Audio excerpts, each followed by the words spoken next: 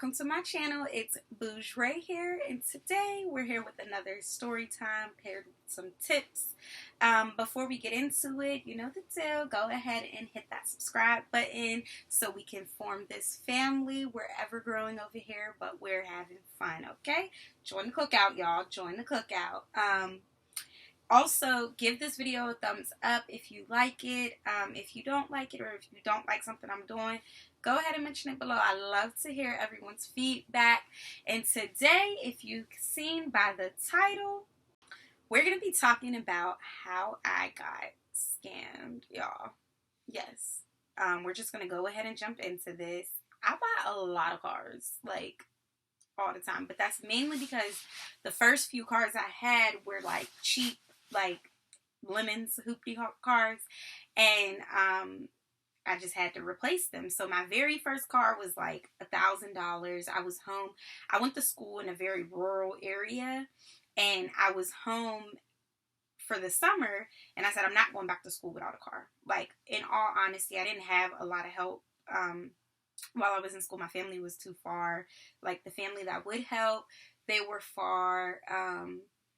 You know, I couldn't get to and from. So me and my friends would spend a lot of money on like the buses and cabs. And I was like, I'm not doing this again next year. Like, one, coming back home, I went to school almost 4 hours from where I lived. And I was like, going back home is a hassle because I have to catch a bus to the bus station and catch, girl, I ain't know nothing about trains and planes back then. Okay. I was just a little diamond in the rough coming out the hood. So I didn't know anything about any of that stuff.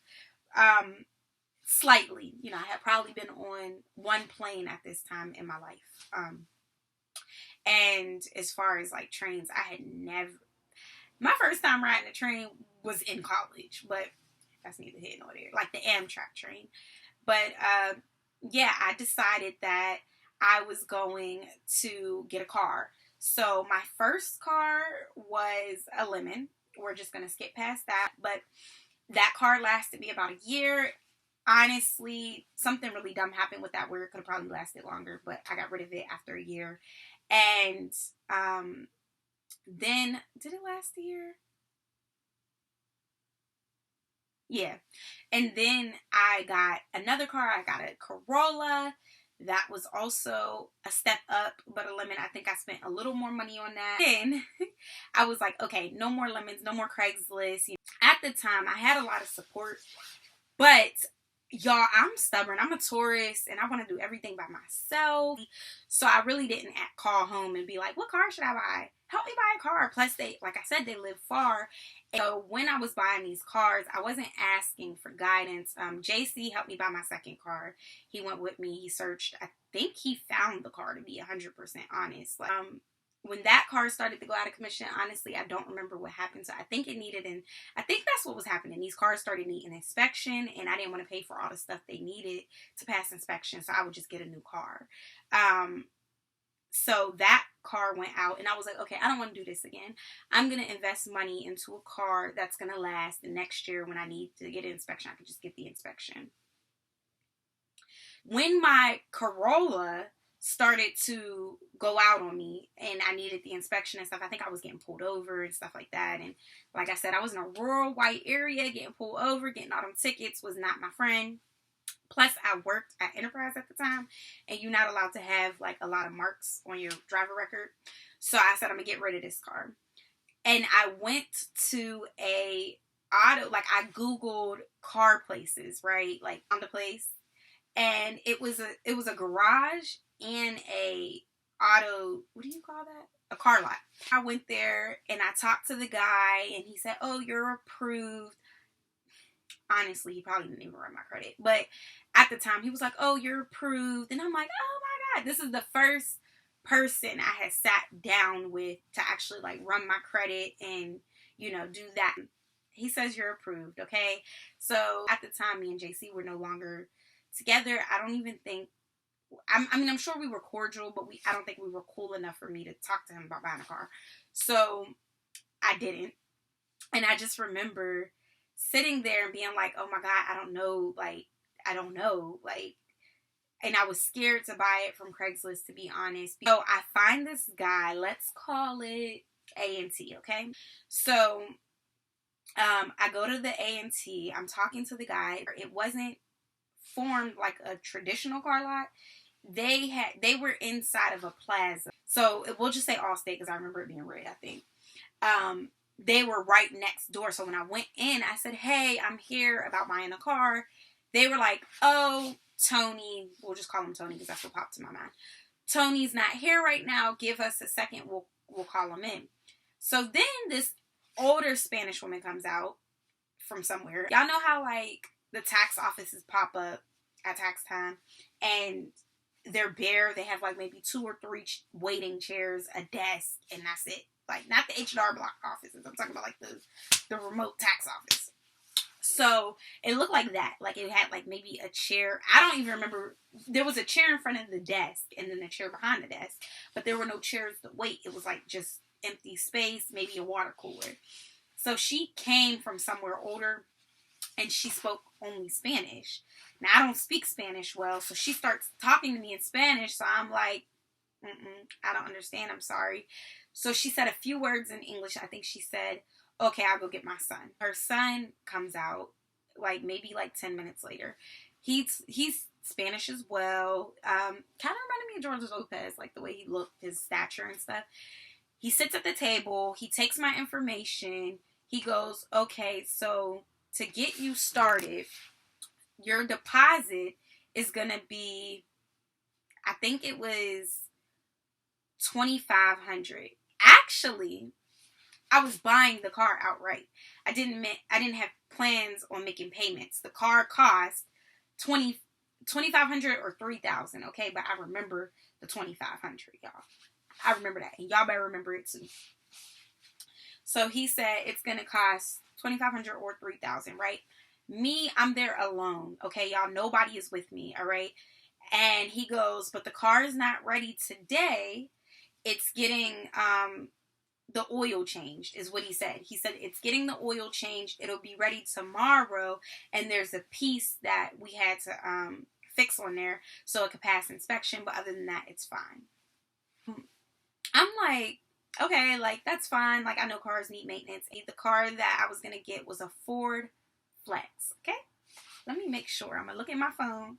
Just make sure I ain't staring y'all wrong, and I ain't staring myself wrong. I know it was a Ford, and it looked like a cross between an SUV and a minivan, or like a SUV and a station wagon. Yes, it was a Ford Flex, a red Ford Flex. It looks brand new. It got all these features. I think it had a sunroof and the whole shebang, right? So he was like, "But you're gonna need to put the money down or give me a check post dated for the day that the car is gonna be ready," right? So I'm like, all right. So I think I put $1,000 down, and then I think I also gave him $1,500 like in a post dated check. So that post dated check was post dated for 2 days, right? So in 2 days, I go back. Now, I went back and I'm calling them. I remember calling him. He's like, yeah, come in. It's ready. I go back. I'm like, "Hey, I'm here to pick up my keys for the car." He's like, "Oh, the car's not ready." Y'all, this is before I had found my middle ground voice, okay, y'all? So, like, when stuff like this would happen to me, it's like I only knew 2 sides. And I'm still like that in a bit. It's either I'm about to get real smart with you or I'm going to be passive about it. And at this point, I was being passive because I was like, well, I need the car. Like, so I was like, well, you said it was ready. And he was like, "Yeah, but I didn't know they were washing it or something." Okay. He's like, "But look, I'm going to show you. I'm going to take you to the back." Because I think he could tell that I was like wary at this point. I gave you $1,000, sir. Where the fuck are my car keys? Like, that's what I'm thinking in my head, but that's not what I'm saying. The Raii, now she gonna say that shit. But so I was like, all right. He takes me to the car, right? Like I said, it was around the block. It was a garage. I go in, and this is where I messed up, y'all. There was no car lot, okay? There was a parking lot across from the garage that was in a alleyway, okay? Now, the garage had, like, the A&T logo and all of that over it, the signage. So, to me, I'm like, okay, it's a real garage because, Y'all, I go in there, the car is raised up on whatever you call that thing. It's up. And I'm like, so when is it going to be ready? He's like, oh, give it a few hours or whatever. So he was like, I'm going to cash the check to make sure it goes through. And he was like, I'm going to give you the keys. I'm laughing at myself about how fucking stupid I was, okay? I leave, okay? And at this point, I'm starting to get worried, y'all.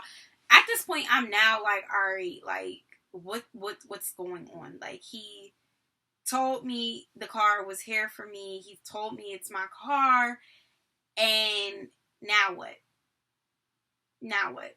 Like, why do I not have the keys? Like, so I do believe at this point, I called my father. I do believe I called my father. And I explained to him the situation. And I'm like, what should I do? And he was like, you need to go get your money back until you get your keys. Like, he was like, why would you do that? You never give somebody the money without receiving the service or the product, you know. And I was like, yeah, you're right. But, you know, I wasn't, you know, new to this. I wasn't thinking. So he was like, go back. Just ask him to give you the money back. And when you get the keys, you'll give him the money back. So, y'all. Okay. That's what I'm going to do. So I go, and at this particular time, the $1,500 has not came out of my bank account yet. The $1,000 though, I swiped for that. It came out. So I went and he goes, I'm going to put the money back on your card. I understand. I won't cash the check. No, he said I already cashed the check. But before it clears, I forget. He was saying something about before it clears, you'll already have your keys. But for now, I'll put $1,000 back. Because he was like, did it come out your bank account? And I was like, no. So I'm like, okay, it's going to take a couple days for $1,000 to come back. I saw him do something, you know, he had one of the like square readers. So I saw him do something and I'm like, all right, cool. I leave. Y'all, a week goes by. No call from the guy. And now I'm calling them. No answer. So I went in one day. I had my friend, because I think my car might have stopped. I don't remember what was going on with that Corolla, but I remember I kept going back and forth. So I go back to A&T, which is a good 20 minutes from my house. I go to A&T. I'm there, and there's nobody in the office. So once again, it's split. So the who did I say they were? State Farm, Allstate, whoever it was. The insurance people tell me, oh, they're not here. You should probably come back in an hour. They've been in and out all week. Like, they don't really be here for real. So I'm like, all right, well, I'm not about to stand here. I think I stood there for like 30 minutes. And I was like, all right, I'm gonna just go for a minute. So at this point, I'm feeling like I'm getting robbed. Like, so I go to the auto shop, right? They're telling me the same thing. The car is not ready. The car is not ready. Yeah, it's your car, but it's not ready. And I'm like, at this point, just give me the keys, y'all.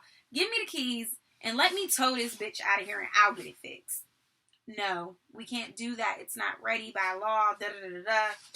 I'm like, all right. I leave. At this point, I'm like, you know what? I don't see me getting my money back. But I need a car, and it's starting to get more urgent. That's how I know, like, because I remember being frantic about not having a upstanding vehicle. So I'm trying to hurry this up, y'all. Where we at? 18 minutes. I did go ahead and start looking for other cars, okay? So I remember calling my granddad and being like, I found a car, but because I had spent all my money on the other car, and I still didn't get the $1,000 back, y'all. So I still didn't get the $1,000 back, but I was like, okay, I know it could take a while. Like, I've had reversals take like the actual 10 days. So I wasn't thinking too hard into it. Drove past the car lot. Cars are pretty low in price, and I had a good amount of money left.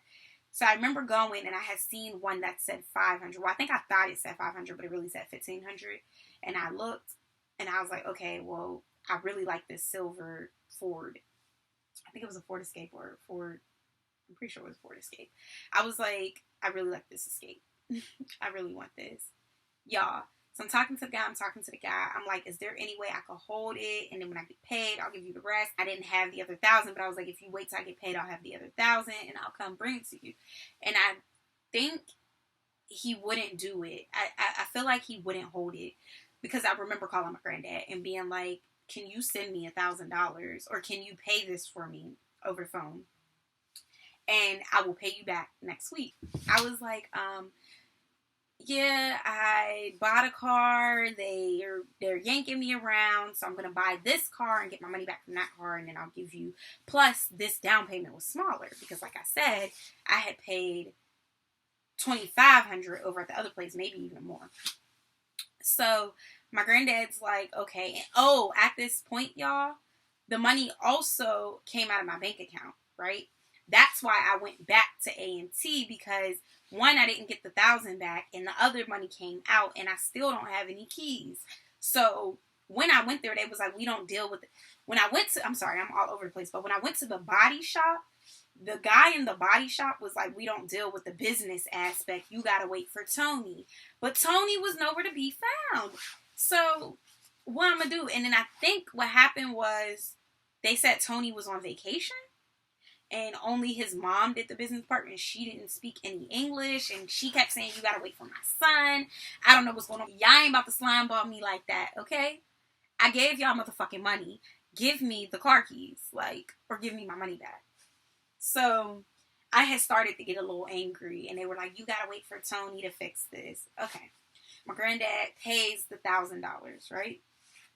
No problem. He pays it. That was probably the easiest car buying process I ever went through, because I paid it, I did the paperwork, and I was probably out of there in like an hour. Like, no, CarMax was pretty easy too. But I paid it, did the paperwork, was out there. They was like, your payments are this is where they yanked me, y'all. Y'all, young ladies, young men, if you're out on your own, do not go to a buy here, pay here. One, they going to overcharge you. Car was like a '07, a '08, right? It was years and years old. It looked nice, but in all actuality, it was older. And they sold, what I realize now is that particular car lot, they sold trucks, like a lot of SUVs and stuff, because SUVs, they're kind of, I don't want to say they're timeless, but in a sense they are. Like, you know, with a car, you could tell, oh, that's way older. You could tell a truck's older too, but they also look a little newer, like they blend in a little better. They're more appealing on the eye, I guess. So they did have a lot of SUVs at this place. Excuse me. So they charged me, I want to say close to $400 a month for this car. $400 a month. Okay? That's $4,000 in 10 months. And I already paid you $1,800. This car is not worth $6,000. And I was supposed to pay that for a couple years.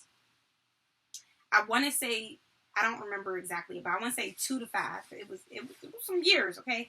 Because I had the car for over a year. So I was like, okay, cool. I get the keys. I'm not thinking nothing of it. I was like, fine, I can afford the payment time. I didn't really have like major bills. So I was like, I got the extra money. It's fine. That car was not worth $400 a month. Plus, I had to pay full coverage. I had to have a $500 deductible, which made my insurance $1 something a month. So this particular car, it didn't give me trouble. I loved it. I loved it. Now, I get this Ford Escape, but I ain't forget about my 2,500, right? So I kept going, y'all. Now I got a new car. I drove over there all the time. I was like, I didn't bought another car. At this point, it had been like a month, y'all. I was like, I bought another car. I just want my money back. Let me tell y'all how the business portion, where I said it was in a plaza, was being leased. They were no longer there. There was no phone line for me to get in contact with them. I think I talked to the guy once, and he like, I forget what he said or I don't know, but there was no way for me to get in contact with them, y'all. So what I did was, I remember going to the business center, and I remember being like, I had 2 other girls with me. Who they were, I don't remember. But I remember I bought the truck. We were in my new truck, and we went to this not the business center, the auto shop. And when I went in, there was two sides of the body shop. There was the side that they did the work on, and then there was another side with like a little office where they did like the transactions, I guess, for the work that you did. So they had a whole separate business center. They had their own little office where you paid the money and stuff. I remember going in because I think I was like, I'm gonna file a police report because they didn't get my money back and they had cashed the check and never returned me the money for the check. And I was more so like, I never got my $1,000 back. Plus, I never got y'all cashed my $1,500 check. So they gave me the $1,500 back in cash. I remember that. I remember they were like, oh, come in. I don't remember how I got it back. I remember I threatened. I do remember that. I remember I threatened. And they were like, oh, okay, come in. And actually, y'all, I think I got the amounts messed up. I think it was $500 on the check and $2,000 he swiped. And you'll know why I say that in a minute. But I remember that I went in and they gave me the money back, okay? They had wrote me a check or gave me cash, but they gave me an envelope with money in it or whatever, the means. I'm pretty sure it was cash. And I left. And I remember being like, I'm not getting the rest of my money back. Like, I just might as well chalk that up. I'm not getting it back. So I remember I mailed the money that I owed my granddad to him. And then I remember I was on the phone with my bank. I had PNC at the time. I'll never forget it. And I'm on the phone with them about something completely unrelated. And the guy was such a good customer service rep. Bless his heart. He's the one who taught me about disputes. I'm talking to him, and I think there was like some type of fraudulent charge, and they had shut my card off or something, so I had to call and talk to somebody. In the midst of him asking me questions, we got into the topic of me buying this car that I never received, and I was telling him, I was like, it could have been them. He did swipe my card. I never got the money back, even though they said they refunded it, so maybe he used my number for something else. And the guy was like, wait, what? And I was like, yeah, I went to go to this guy, explain the story over. I remember I was in the car driving, and he was like, you can dispute that charge. I think he said I had 60 days to dispute it, but I remember being like, well, it was a while ago. And he was like, yeah, you can still dispute it. I'm about to look it up. So he looks up the charge and he finds it. That's how I know it was $2,000. Because he goes, yeah, we'll dispute this, and then they'll have to, make proof that they gave you the car and all of that. And I told him everything I knew. I was like, well, the business center shut down, so you might not get a response. Like, y'all, I went in, and he was like, okay. So I ended up getting my money back because PNC did dispute it, and they returned me my money. But then, I'm still young at this point. So I was like, oh, wait, they gave me my money back. Like 2-3 months later, they reversed it. And I remember arguing with them on the phone. Like, I thought y'all gave that to me because I won. And they were like, oh, we couldn't get in contact with them to get their side. Which I would think you would just, I would win. Because clearly, if they're not contacting you back, I would think that. And I've actually had this happen in other cases, and I did win. But with this, they were like, no, because I don't know if it's because it was such a large amount or whatever. They were like, no. Plus, we see you wrote a check, and I explained that to them. I didn't get my money back. I ended up having to pay back PNC, but because I had to pay back PNC, I was pissed, and I closed my account. I'll never forget, I had 3 accounts with them. I closed them all and went to Citizens Bank, but but that's the time I got scammed. That place is now a pizza place or a Chinese restaurant. It's a little restaurant now in the same plaza. The auto shop is still there. Do they sell cars? I don't effing know. Let me look it up. And see.